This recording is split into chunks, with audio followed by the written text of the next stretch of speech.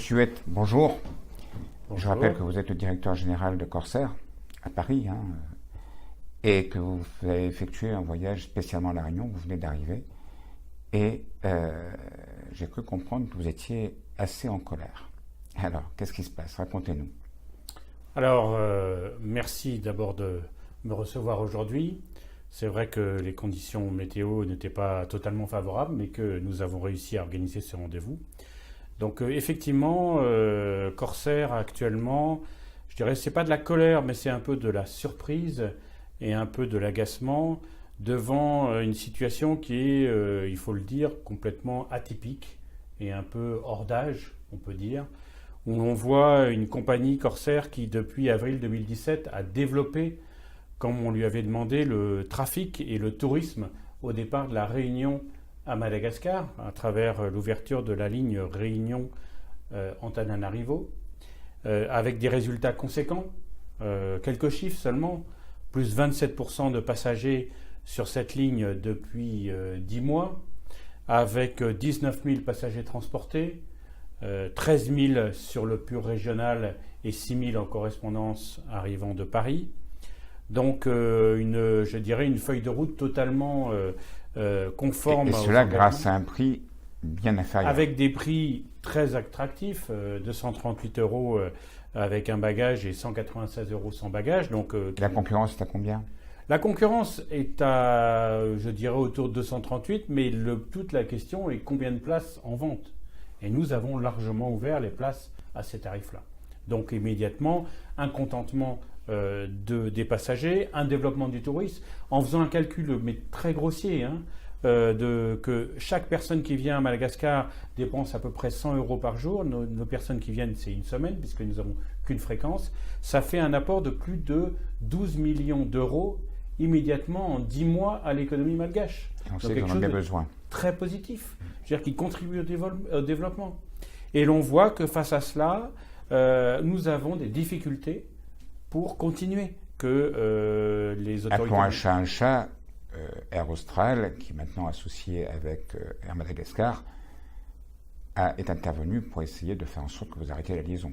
Alors, moi, je ne peux pas vous dire si c'est complètement Austral. Je dirais, après, on pratique la politique de dire à qui profite le crime. Donc, c'est sûr que c'est l'alliance Air Austral, Air Madagascar, qui maintenant va être en collaboration, ce qu'on appelle une joint venture sur cette route, qui a intérêt à ce que nous arrêtions la route. Bon, après, si c'est eux en tant que tels qui demandent, je ne peux pas vous le dire là. Dans votre pétition, vous êtes quand même plus affirmatif. Quand même. Oui, c'est-à-dire qu'on dit que c'est l'intérêt Air Austral et Air Madagascar qui cherche à nous empêcher de desservir cette ligne. Donc nous, ce que nous voyons, c'est que c'est positif pour l'économie de Madagascar. Ça correspond exactement au plan Émergence 2030 qui a pour objectif, par exemple, d'avoir 1 million de touristes d'ici 2020 pour l'île de Madagascar, que ça contribue complètement à cet objectif. Donc nous sommes surpris et un peu déçus que face à cela, la réponse du gouvernement malgache pour dire nous avons augmenté le tourisme, c'est réduire le nombre de sièges et augmenter les prix. Je veux dire, il y a un problème de logique. Donc voilà. Quel est l'argument que vous offre le gouvernement malgache? Il vous explique quoi? J'ai cru comprendre que c'était qu'il vous disait que vous n'aviez pas vraiment apporté un nombre de touristes suffisant. C'est quoi la raison officielle? Les raisons officielles, c'est que nous n'aurions pas à apporter assez de touristes et que nos prix auraient été trop bas. Alors, je me garderai de m'engager sur des prix trop bas parce que les règles de concurrence veulent que je n'ai pas à discuter des prix que je pratique avec mes concurrents.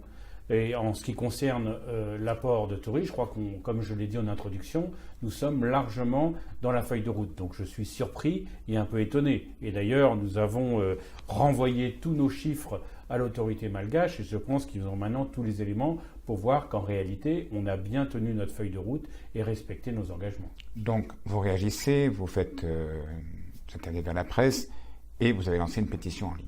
Exactement, parce que nous pensons que dans ce domaine-là, les principaux intéressés, c'est-à-dire les Réunionnais et les habitants de Madagascar qui ont utilisé cette ligne ou qui veulent utiliser cette ligne dans le futur, sont ceux qui doivent avoir le droit à la parole. Parce que finalement, maintenant, on peut le dire, nous sommes au XXIe siècle. La concurrence, c'est quelque chose de naturel. On le voit dans tous les métiers. Il n'y a pas de raison que l'aérien soit une exception.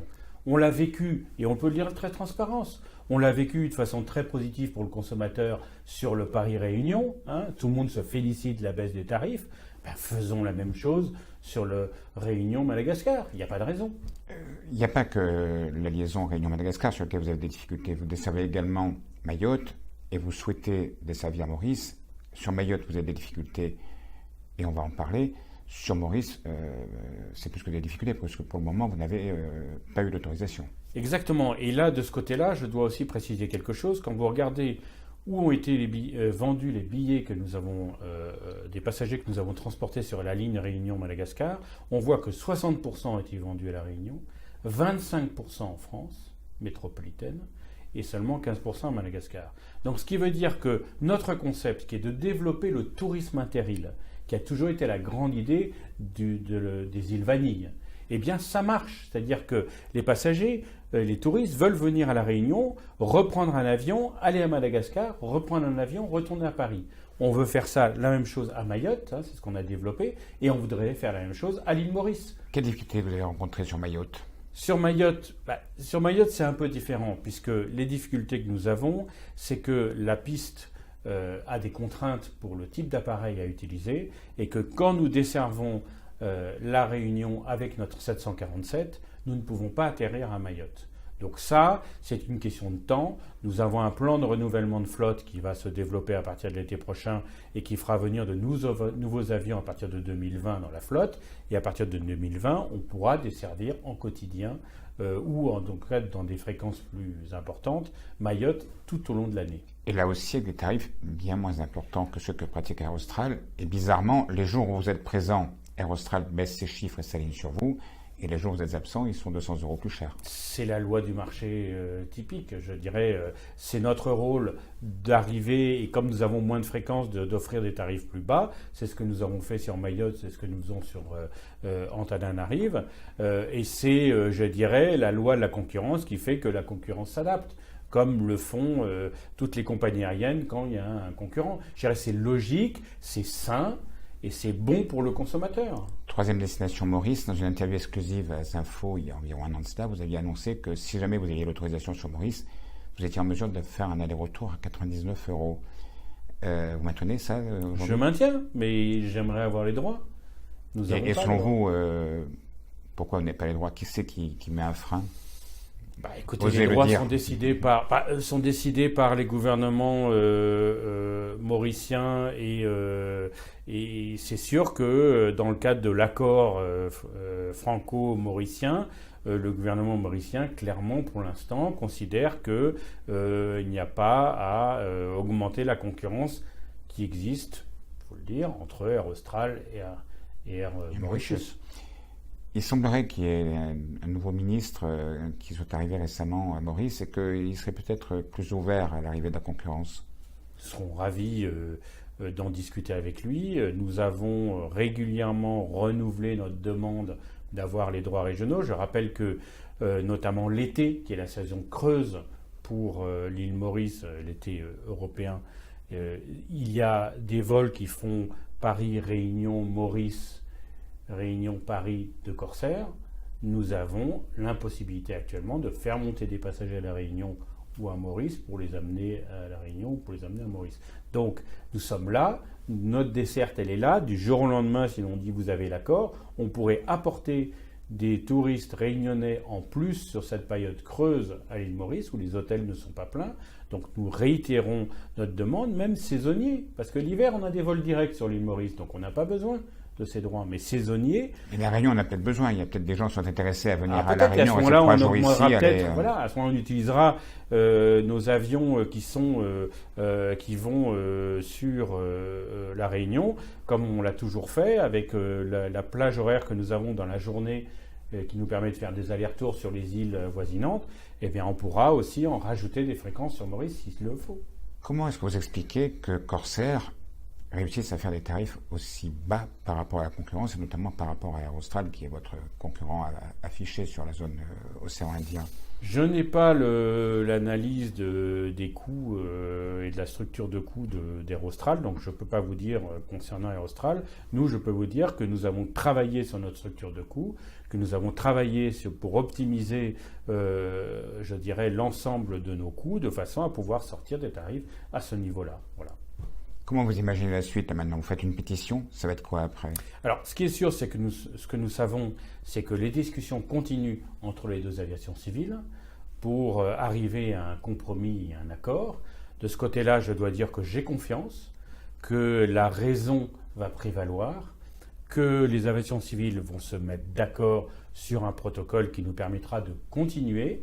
Nous sommes tout à fait confiants de ce point de vue-là. De tous les contacts que nous avons eus, que ce soit avec l'aviation civile française, qui nous, bien entendu, défend les intérêts des compagnies françaises, mais avec l'aviation civile malgache, qui est tout à fait à l'écoute de nos demandes, je suis tout à fait convaincu qu'on va arriver à un compromis qui nous permettra de continuer, parce qu'au final, c'est l'intérêt du client, c'est l'intérêt de Madagascar, donc je ne vois pas pourquoi on n'y arriverait pas.